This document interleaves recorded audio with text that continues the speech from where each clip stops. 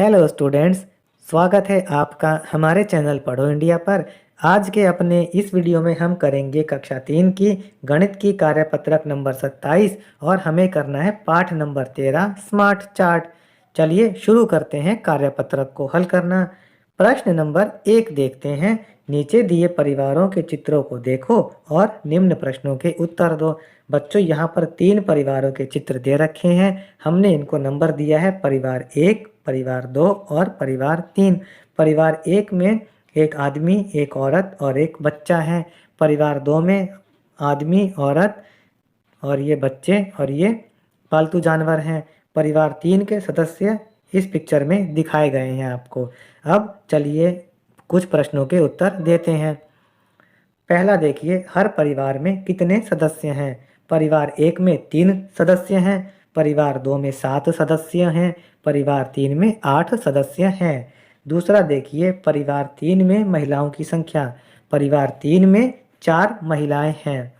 सभी परिवारों में महिलाओं की कुल संख्या, तो इन तीनों परिवारों की महिलाओं को जब हमने गिना तो यह संख्या निकली 7। कौन से परिवारों में पुरुषों की संख्या बराबर है? परिवार 2 और परिवार 3 में पुरुषों की संख्या बराबर है। कौन से परिवार में सबसे अधिक सदस्य हैं? परिवार 3 में सबसे अधिक सदस्य हैं क्योंकि परिवार 3 में 8 सदस्य हैं। सभी परिवारों में पुरुष सदस्यों की कुल संख्या। सभी परिवारों में पुरुष सदस्यों की कुल संख्या है 8। और कौन से परिवार में सबसे कम पुरुष सदस्य हैं? वो है परिवार 1। आगे बढ़ते हैं प्रश्न नंबर 2 की ओर। विम्मी की मम्मी अलग अलग फूलों को मिलाकर खूबसूरत मालाएं बनाती हैं। फिर विम्मी माला में इस्तेमाल होने वाले फूलों को गिनना चाहती है। इसके लिए उसने टैली चिन्हों का इस्तेमाल किया और उसने क्या किया, हर फूल के लिए एक छोटी रेखा बनाई और जब ये 4 फूल हो गए, 5वें फूल के लिए उसने इस तरीके की लाइन बना दी। छठे फूल के लिए फिर उसने ऐसी लगाई, 7वें फूल के लिए ऐसे उसने बना दिया।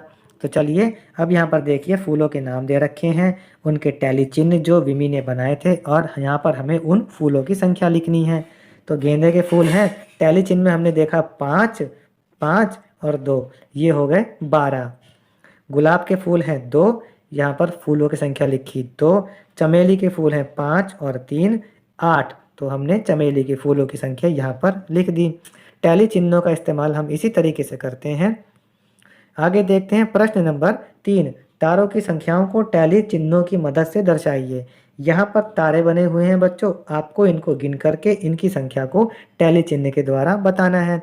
जैसे देखिए, पहले में जो तारों की संख्या है वो है 6। 6 लिखने के लिए हमने ये 6 का टैली चिन्ह बना दिया है। 1 2 3 4 5 और छठे के लिए हमने बना दिया ये। इसी तरीके से इन तारों की संख्या के लिए हमने यहाँ ये टैली चिन्ह बना दिए हैं, इनके लिए हमने यहाँ टैली चिन्ह बनाए हैं।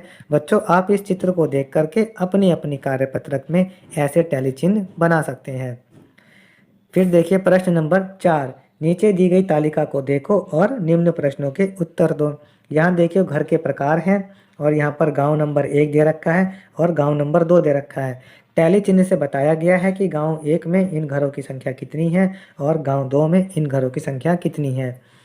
घर के प्रकार, इस प्रकार के घरों की संख्या गांव नंबर 1 में है 13 और गांव नंबर 2 में है 18। ऐसे घरों की संख्या गांव नंबर 1 में है 12 और गांव नंबर 2 में है 18। कच्चे घरों की संख्या गांव नंबर 1 में है 13 और गांव नंबर 2 में है 19। अब हम इन सबको जोड़ लेंगे तो कुल संख्या निकलेगी 38 और गांव नंबर 2 की कुल संख्या निकलेगी 55। प्रश्न के भाग देखिए, किस गांव में ज़्यादा घर हैं? गांव नंबर 2 में 55 घर हैं, तो गांव नंबर 2 में ज़्यादा घर हैं। दोनों गांवों में कुल घरों की संख्या।